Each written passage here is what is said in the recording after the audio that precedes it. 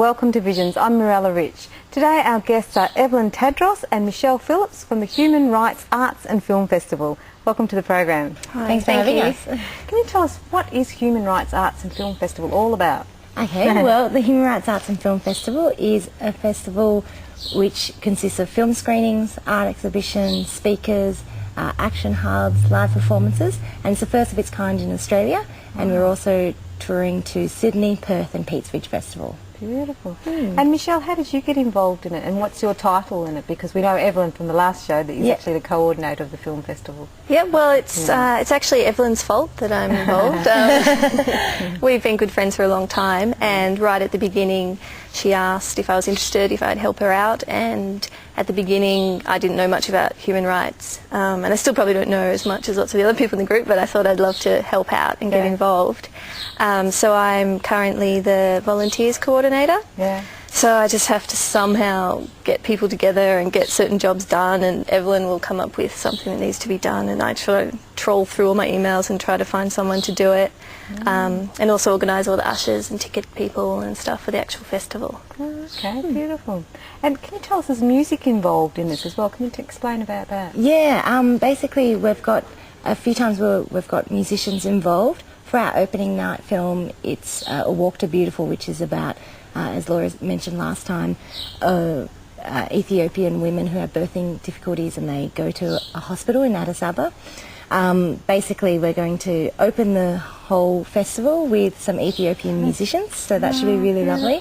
And also that night at our festival bar at Red Violin, we'll have Phoebe Jacobs performing. And then on our closing night, we've got three fantastic bands. We've got Guinea Berafe, which is a West African, all-female West African drum and dance group. And we've also got Drum Drum, which is a group that plays music from Papua New Guinea. And we've also got SS Pekka. Oh, beautiful. How did you find these people? Well, one of the girls who's involved in the festival, Jess Marsh, she organised all the bands. So, good. So everyone's got good contacts in some way. Yeah. Well, with so many people, it's really great because everyone sort of knows somebody, or the sort of 6 degrees of separation. We can often find a channel to get at people. And you usually find when you're working towards something that is good and that is helpful, people jump on board a lot more easily and readily. Yeah, definitely. You just sort of have to say human rights and people are like, oh, okay, that's that's something different, and I'll give you a hand. And what did you study? You're still just in your last year? Well, I have my last exams next week, ever. I'm doing media and communications, which is an arts degree. So this is like just perfect experience for me, just in that respect.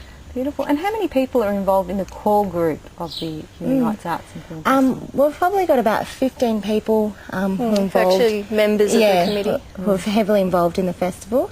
And then Michelle's been coordinating about 30 or 40 extra people. 30 or 40 people going to come on board just for the actual festival to do the ticketing and the ushering. We've got information hubs and that sort of thing, so we're going to get a lot of people in just for doing that. And we've had just email them and ring them? Yeah, well, we made an application form and we sort of sent that out through our newsletter and through other networks. And the response has been amazing. I'm still getting people every day saying, please let me help out. And I'm actually getting to the point where I'm going to have to start saying, no, no more. Wow. We had them all over at our house the other night for a big meeting, and it was just so nice to meet them all. And I'm just so surprised at just how many great people there are willing to put their hand up for it. It's just, it's really nice.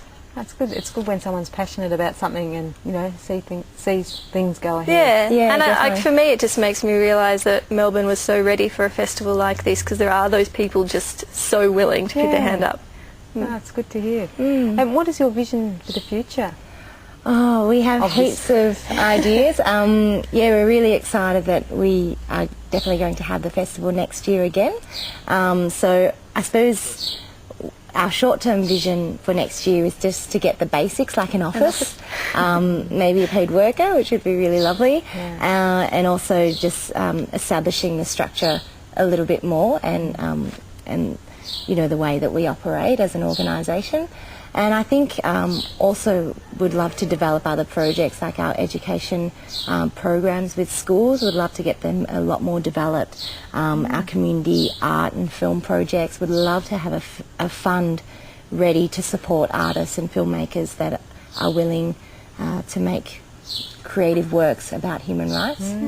That's good, because it's always hard to get the funding to make these films. That's but right. If someone's got good ideas and they really want to do something that you know, helps build society to be a better place, then they should be funded, really. Yeah, because it's encouraging and it's inspirational.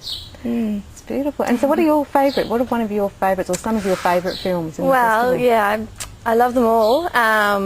My favourite is definitely War Photographer. And we're showing it as a retrospective this year, and it's about James Nartway, who's a war photographer.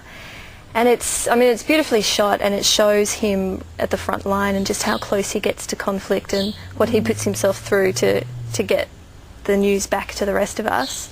So from that point of view, it's great, but I just found it personally inspiring. I think he's someone that doesn't turn away from the bad things that are going on around the world, and he just has a great approach to it, and he doesn't have to get drunk at the end of the day to sort of push it out of his mind. He takes the world as it is, and he acts how he sees appropriately to that, and I find that really inspiring. So that's beautiful, yeah. He's a good person to talk about his experience. Yeah, and I find also he's so respectful to the people that he's photographing, which is just really beautiful, because I suppose you hear stories all the time about, you know, journalists or photographers kind of exploiting the people. And that, if they saw someone being hurt, they'd rather take the picture than to intervene. And he's very much a person who will always respect the person and, you know, really, you know, understands his role in the bigger picture and won't just kind of, you know, look at it for commercial gain or something like that. So. Depends on the person's motivation. If the motivation is, you know, is out of love and decency for everyone, then, and respect, and for people to know what's going on and to help, then it's always a lot better. Beautiful. All right, well, we're about to go to a break now. I hope you're enjoying the program. We'll be back with more very shortly.